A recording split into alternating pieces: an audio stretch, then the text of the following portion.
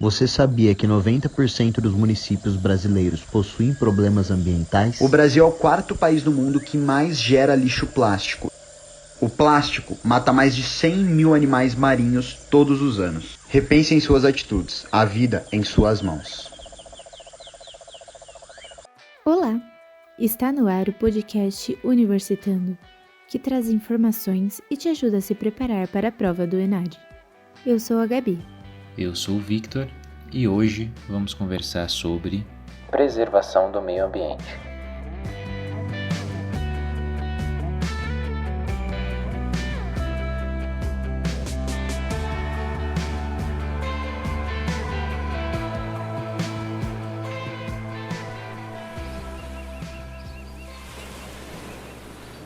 Os indicativos do desmatamento no Brasil crescem cada vez mais e mais com o passar dos anos. Tiveram ainda um aumento mais notório desde o ano passado, em 2020, o que nos leva à pergunta necessária: quais são as atitudes que estão sendo tomadas para conter esse prejuízo ambiental?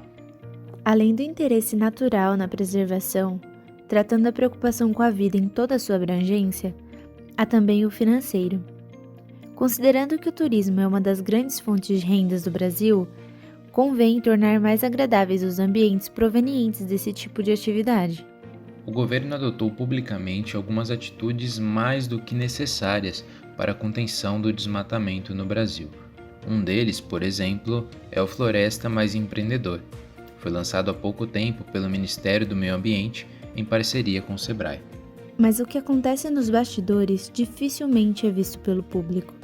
O governo atual desconsiderou o parecer técnico do IBAMA e do Instituto Chico Mendes de Conservação da Biodiversidade e autorizou o leilão de blocos de petróleo e de gás em Fernando de Noronha, ameaçando a vida de mais de 100 espécies de aves, répteis, invertebrados, mamíferos, peixes como albatrozes, tubarões, raias, tartarugas marinhas e corais. Fernando de Noronha é o exemplo perfeito de turismo no Brasil. Além disso, é a principal referência nesse contexto para muita gente. E lá, empresas como a Cerveja Corona, por exemplo, já tomam atitudes pró-ambientais, com disponibilização de containers para coleta e reciclagem de plásticos que se tornarão novos produtos, como abridores de garrafa, apoiadores de copos e chaveiros.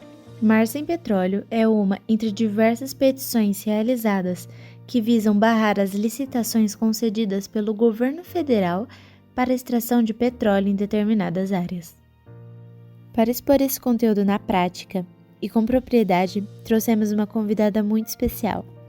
Ela é graduada pela Mackenzie em Ciências Biológicas, mestre em Sistemas Integrados, doutora em Ambiente e Sociedade na Unicamp e hoje faz pós-doutorado na Unesp de Ciências Ambientais, onde ela também é professora. Ela dá aulas no Unianchieta desde 2014 e atua com modelos para a gestão de monitoramento de sistemas e proteção de áreas de preservação. Seja muito bem-vinda, Raquel Melilo. Olá, Vitor. Olá, Gabriele. Eu queria primeiro agradecer, muito importante falar sobre esse tema, né? Então, eu queria agradecer aí o convite de vocês para poder participar desse podcast. O prazer é todo nosso em ter você aqui com a gente e nós contamos com a sua experiência para responder essas perguntas que nós separamos previamente.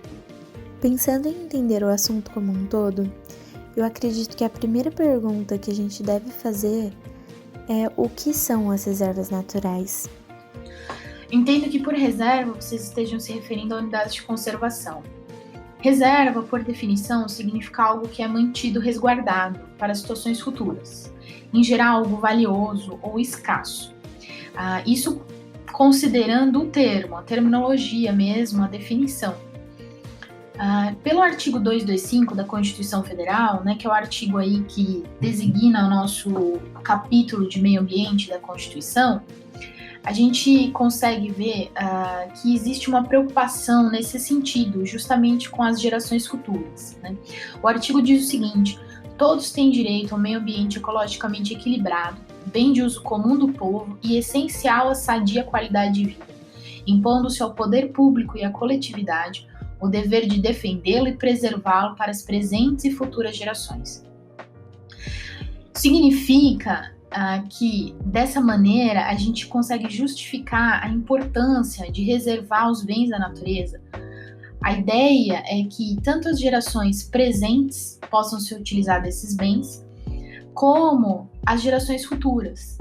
E preservar essas áreas naturais garante aí que a gente tenha condições necessárias a essas gerações todas, né, para manter a sua qualidade de vida, para manter o que a gente tem ali de mais importante, né, que a gente precisa ecologicamente para a subsistência de todas as espécies. Então essa que é a importância das reservas naturais, né? Essas reservas, na verdade, são esses espaços, né? São essas unidades em que a gente mantém algo que é muito valioso. Agora que entendemos o que é uma reserva natural e a sua importância, essa resposta origina uma nova pergunta. Qual é o objetivo de ter locais com proteção ambiental? Olha, não existe um objetivo para a proteção ambiental. Os objetivos, eles são inúmeros. E eles são inúmeros não só do ponto de vista científico, ou pensando aí de maneira a descrever as diferenças e diferentes localizações, características, especificidades e fenômenos que ocorrem nas áreas de proteção ambiental. Mas eles já são inúmeros objetivos desde o aspecto legal, né? Então a gente tem, por exemplo, diversos modelos de áreas de proteção ambiental que são definidos pelo Sistema Nacional de Unidades de Conservação, o SNUC, né? O SNUC é um sistema brasileiro que unificou, então ele juntou aí nesse sistema diversos modelos, diversos tipos de áreas de proteção ambiental. Cada um desses modelos, ele se destina a cumprir um objetivo específico. Então, a título de exemplo, né, considerando aí as diferenças entre as áreas de proteção que a gente tem legalmente, a gente tem aí os objetivos variados. Então, por exemplo, contribuir para a manutenção da diversidade biológica. Aí a gente pensa, né, o quanto que essa questão é fundamental, por exemplo, para a manutenção dos serviços ambientais, né, ou serviços dos sistemas e serviços ecossistêmicos, né. Então, a gente ter diversidade, isso garante desde aí de manutenção de processos de polinização, de reestruturação de espécies, de qualidade do solo, qualidade da água, qualidade do ar. A gente tem uma série de questões aí que envolvem, né, esse objetivo. Além disso, a gente tem outros objetivos, por exemplo, proteger as espécies ameaçadas de extinção, contribuir para a preservação e a restauração de ecossistemas naturais, promover o desenvolvimento sustentável, então aí já focando, né, nessa interação entre o ser humano e o meio ambiente, promover a utilização dos princípios e práticas de conservação da natureza no processo de desenvolvimento, então pensando em trazer, né, questão cultural, uma questão tradicional e práticas que já se destinam a um envolvimento mais sustentável com a natureza, né? Que mais? Proteger paisagens naturais, né? E aí a gente fala de paisagens pensando em uma série de questões, né? Então, proteger principalmente as características relevantes quanto à estrutura, a patrimônio, a cultura, proteger e recuperar recursos hídricos, recuperar ou restaurar ecossistemas degradados, proporcionar meios e incentivo para as atividades de pesquisa científica, né, para a gente entender melhor o meio ambiente, como a melhor maneira de se relacionar com esse meio ambiente, valorizar econômica e socialmente a diversidade biológica, então entender como que essa questão, né, se insere no contexto da nossa vida, das nossas necessidades, para que a gente tenha o entendimento do real valor dessa preservação, favorecer condições e promover a educação ambiental, então que as pessoas tenham compreensão em relação ao meio ambiente e que possam se relacionar com ele de uma maneira mais sustentável, proteger os recursos naturais necessários à subsistência de populações tradicionais, por exemplo, né? E aí a gente tem diversas populações que se inserem em áreas naturais e que se relacionam de uma maneira, né, com uma cultura, com uma estrutura de funcionamento aí social, né, privilegiado aí por uma situação de subsistência. Então, você consegue perceber, né, vocês conseguem perceber que a gente tem uma série de objetivos diferentes. E isso vai depender aí de qual área que a gente está falando. Sim, realmente faz muito sentido que os objetivos eles sejam variados de acordo com o local de proteção, porque vai depender muito do ambiente, da situação, do contexto que eles estão inseridos. Ainda dentro desse assunto, existem restrições de visitação de reservas naturais? Quais são elas? Quando a gente fala dessa questão das restrições de visitação, a gente volta para essa categorização das unidades de conservação, esses tipos de unidade de conservação que a gente tem pelo SNUC. Novamente, da mesma maneira, né, que a gente tem diversos objetivos de preservação ambiental, a gente ainda tem categorias diferentes, né, e cada categoria vai ter um nível de restrição diferente. Então, a gente tem algumas unidades de conservação, por exemplo, né, ou reservas naturais, que são abertas, por exemplo, ao extrativismo. Outras são abertas ao uso sustentável, né? Então elas têm uma diferença, né, em relação ao que pode ser utilizado de seus recursos. Outras são abertas a atividades de educação ambiental, por exemplo, né? Então elas se destinam justamente a que a sociedade tenha uma interação mais saudável, né, com o meio ambiente. Quando eu digo saudável, eu digo do ponto de vista de não degradar, de entender, né, a importância do meio ambiente e fazer uso também para melhoria, né, de sua qualidade de vida, de aspectos psicológicos, de aspectos físicos mesmo, né? Existem ainda aquelas áreas que têm permissão apenas para atividades científicas, então para conhecimento, né? A grande questão é que dependendo, né, do tipo de unidade que você tem, independente do tipo de unidade que você tem, a visita sempre vai ser regulada por um plano de manejo, né? Que deve ser instituído para cada unidade de conservação. E esse plano que vai ditar aí quais que são as restrições que deverão ser adotadas de acordo com que a legislação, né, que criou a unidade de conservação permite para aquela categoria e designou para aquela categoria, né? Então a gente tem aí restrições, né, que são... A gente tem restrições diferentes, né? Então a gente tem níveis diferentes de restrição dependendo de qual que é o objetivo da proteção daquela área. Então deu para entender perfeitamente e fazer a relação de que as restrições de visitação em reservas naturais, elas estão concatenadas e dependem dos diferentes tipos de áreas de preservação que existem. Trazendo para o nosso cenário nacional, a próxima pergunta é: o arquipélago de Noronha é uma área de proteção ambiental e qual é a sua importância? Bom, o arquipélago de Noronha, ele se encontra inteiramente protegido sob a forma de um mosaico de unidades de conservação. Então a gente tem duas definições, né, duas medidas de proteção ambiental que são fundamentais, que foram estabelecidas na região na década de 1980. A gente tem a Área de Proteção Ambiental, que é a APA, de Fernando de Noronha, que é de 1986. Essa APA, então, a gente tem uma abrangência maior de território, e quando a gente fala de área de proteção ambiental, a gente vai ter aí um sistema de zonamento, diretrizes diferentes para uso e ocupação, né, da região, né, para manutenção de cobertura e etc. E a gente tem o Parque Nacional Marinho, o Parnamar, de Fernando de Noronha, que é de 1988. Então, essa já é uma área de preservação com um nível diferente aí de restrição, né? E esse mosaico, né, essa sobreposição dessas duas unidades, elas tornam ali, designam, né, medidas aí de restrições específicas no território. Em Fernando de Noronha, a gente é importante salientar, né, por que essa área é importante, porque a gente tem aí os últimos vestígios de Mata Atlântica insular, né? Ou seja, a Mata Atlântica está localizada numa ilha.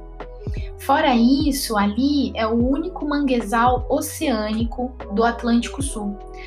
Manguezal é uma área de extrema importância para a conservação da zona e da vida marinha.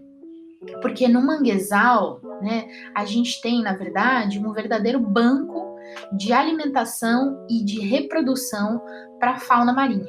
E ali, esse manguezal específico de Fernando de Noronha, ele é o banco de alimentação e reprodução para toda a fauna marinha do Nordeste brasileiro. Então, a gente causar um impacto ali, a gente gera um problema muito grave para toda a fauna que a gente tem, né, na região oceânica do Nordeste brasileiro.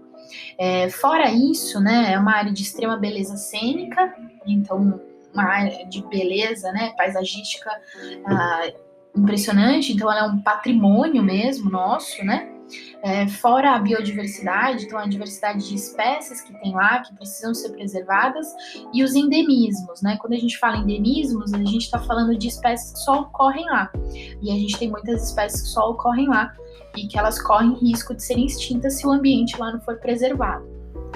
Uma informação importante para nós ressaltarmos aqui é de que o governo atual desconsiderou o parecer técnico do IBAMA e do ICMBio e autorizou o leilão de blocos de petróleo e gás em Fernando de Noronha.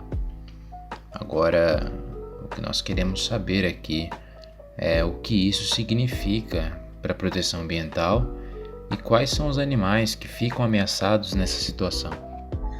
Bom, como eu comentei já, Fernando de Noronha é uma área de extrema importância para conservação ambiental, né, para preservação ambiental. Seja por conta ali do bioma Mata Atlântica, que está localizado numa região específica, que tem ali, né, uma biodiversidade, endemismos que são muito próprios ali da região, que deve ser preservado, seja por conta do manguezal ali oceânico, que é uma área de transição entre o ambiente costeiro e o ambiente marinho, que é extremamente sensível, justamente por conta de receber essas espécies aí para reprodução e alimentação, né? As espécies ali estão muito suscetíveis a quaisquer variações. Você pode causar um problema muito grave, quando você impacta, né? Causa um distúrbio no ambiente de manguezal. Então, na verdade, implementar um sistema aí de petróleo e gás em Fernando de Noronha é uma grande ameaça para toda a biodiversidade da região e toda a estrutura, né, que compõe a fauna marinha do Nordeste brasileiro. As áreas sede aí do impacto são um habitat natural, para você ter uma ideia, né, para vocês terem uma ideia, de 61 espécies de animais ameaçados de extinção no Brasil. Então, por exemplo, a baleia azul e o cachalote.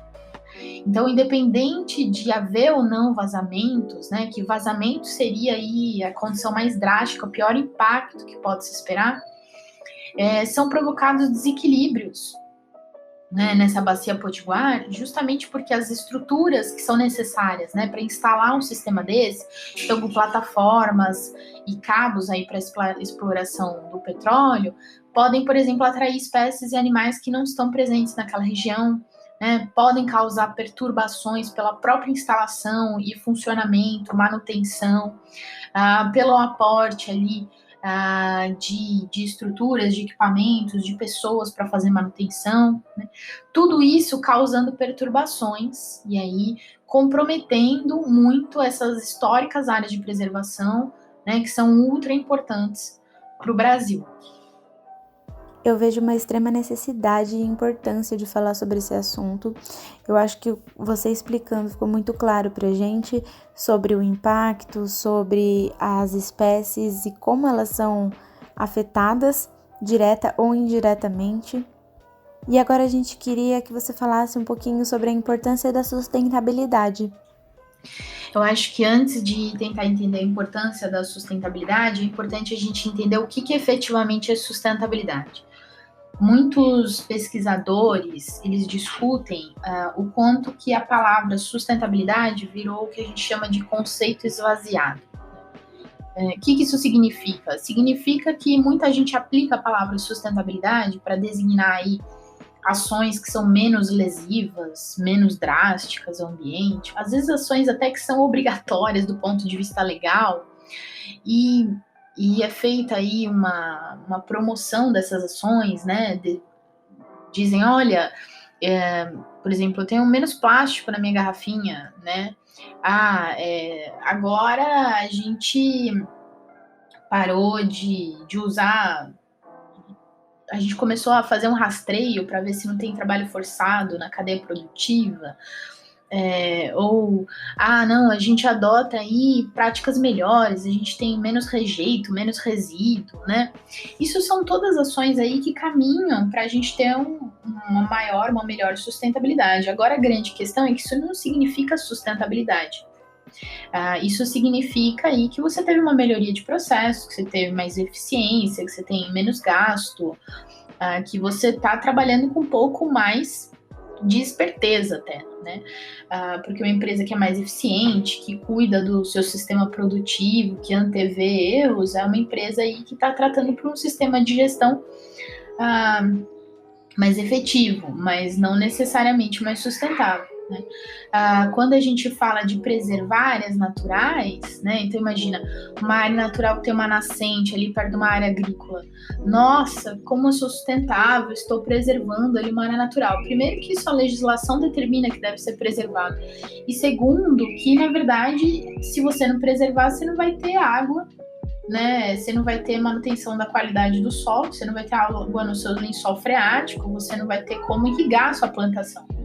Então, é importante a gente entender essas correlações, o que efetivamente sustentabilidade significa e a importância dessas correlações, né, e da sustentabilidade ou de práticas melhores, inclusive para o sistema produtivo, né, para todos, para o desenvolvimento do sistema social, etc. Então, a gente tem que lembrar que sustentabilidade, na verdade, é um conceito em construção, constantemente em construção e aperfeiçoamento. Essa construção desse conceito, ela começou na década de 1980, né? Começamos a discutir aí a necessidade de cuidar do meio ambiente na década de 1960, depois começou a se fortalecer em 1970 e aí culminou em 1980, cunhando aí o conceito de desenvolvimento sustentável. E a partir daí vieram uma série de definições, uma série de aprofundamentos, de pesquisa a respeito do que efetivamente significa sustentabilidade. O que a gente tem de mais palpável hoje, né, são os objetivos do desenvolvimento sustentável definidos pela Agenda 2030, pela Organização das Nações Unidas, aí, né, que publica esses objetivos. E a gente consegue verificar aí que a gente tem uma diversidade muito grande de aspectos que são tratados pela sustentabilidade.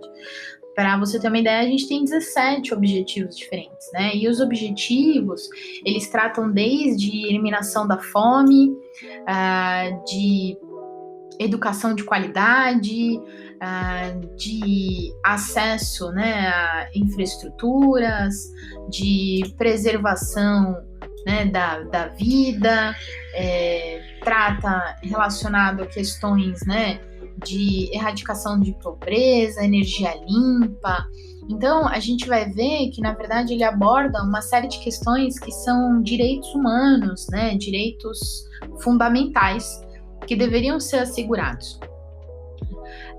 Então tem questões sociais, tem questões econômicas, tem questões ambientais, tem questões que vão impactar em regiões específicas e tem muitas questões que são relacionadas a estruturas, a políticas e definições que são seguidas, né, que estão estabelecidas. Então, pensando, né, que é uma construção, que é um aperfeiçoamento, a gente tem uma série de pesquisadores aí que definem sustentabilidade, desenvolvimento sustentável. Eu gosto muito da definição de Inácio Sachs, que ele separa a sustentabilidade, ele define ali que há 5 dimensões, né? A gente sempre fala de 3 dimensões, ambiental, social e econômica. Ele fala que há ambiental, social, econômica, territorial e política, né? E o que significa cada uma dessas dimensões?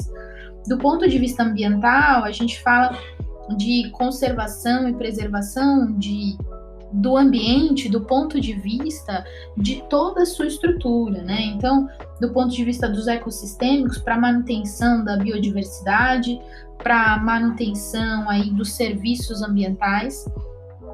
E aí a gente fala manutenção do quê? De qualidade do solo, de qualidade da água, da qualidade do ar, provisão de água, provisão de solo, provisão de nutrientes, de recursos, a absorção desses recursos. Então nossos resíduos, rejeitos, efluentes, eles vão para onde? Quem absorve isso, né? Quem trata isso é o meio ambiente, como receptor final. A gente fala do aspecto social, do ponto de vista de inserção social, de qualidade de vida, de atendimento às necessidades humanas. A gente fala do ponto de vista econômico, do ponto de vista de perenidade das estruturas econômicas, né, de manutenção dos mercados, dos serviços, dos sistemas. Né, a gente precisa de recursos, a gente precisa que os rejeitos, né, resíduos sejam absorvidos e sejam transformados novamente em recursos. A gente precisa que esse funcionamento seja saudável, que tenha mercado para ele. Do ponto de vista territorial, eu digo do ponto de vista das especificidades, características de região, de respeito ao patrimônio, de respeito à cultura, né? E do ponto de vista político, do ponto de vista de estruturação, de oferecimento de subsídios, de estruturas que facilitem, que propiciem a sustentabilidade, né? Então, a sustentabilidade, na verdade, é um conceito muito complexo, muito amplo, que envolve muitas questões. E aí, qual que é a importância da sustentabilidade? A importância é manutenção das necessidades básicas e fundamentais que asseguram a possibilidade de continuidade e de qualidade de vida humana, né, e vida de toda a biodiversidade na presente e nas futuras gerações. Eu acho que a sua colocação ficou ótima e eu vou ainda comentar sobre a sustentabilidade, mas antes eu queria agradecer por essa e por todas as respostas, por ter exposto tantas informações interessantes pra gente, pela sua participação. Estamos muito gratos de tê-la recebido aqui no nosso podcast e você será sempre muito bem-vinda.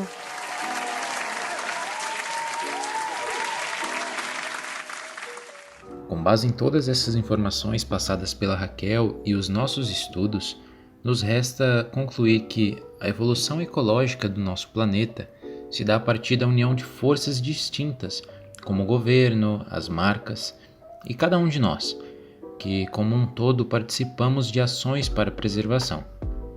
Todas essas entidades e os indivíduos também podem se posicionar promovendo melhorias contínuas e gerando também visibilidade à causa, além de conscientizar gerações futuras que, consequentemente, replicam atitudes. Agir dessa forma, no nosso cenário atual, é nadar contra a maré. É se opor a forças que levam destruição do ambiente, em prol de uma melhor qualidade de vida e prosperidade. A mudança começa dentro de cada um de nós, mas é nítido que cada vez mais se torna necessário que grandes empresas adotem posturas sustentáveis para que sejam aceitas nas concepções do novo mundo. Com essas considerações, nós terminamos aqui esse episódio, felizes com a participação da Raquel, que esclareceu pra gente muitas dúvidas que não são só nossas, mas de muita gente. Estamos gratos também pela participação de todos aqueles que estiveram envolvidos nesse podcast, do começo até o final, do levantamento de dados até a identidade visual. Deixo aqui o nosso muito obrigado e até a próxima.